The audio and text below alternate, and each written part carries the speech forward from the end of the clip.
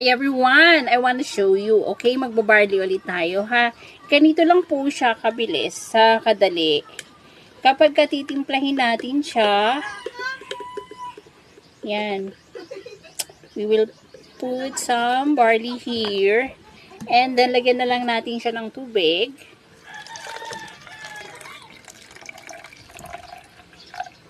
Actually dito kapag ka sa anuhan ng barley, eto lang hanggang ganito lang yung tubig na inilalagay ko. Maliit lang siya, napaka-refreshing niya para mas mabilis din siyang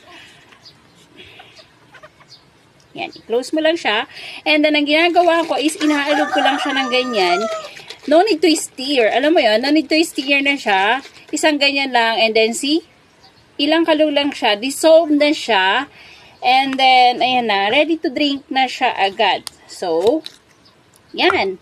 See, makikita nyo, as you can see, tunaw agad po yung barley natin. Napakabilis niya talagang matunaw.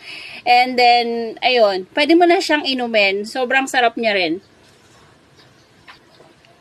Ang sarap niya guys, sa totoo lang, para lang talaga siyang tsaa.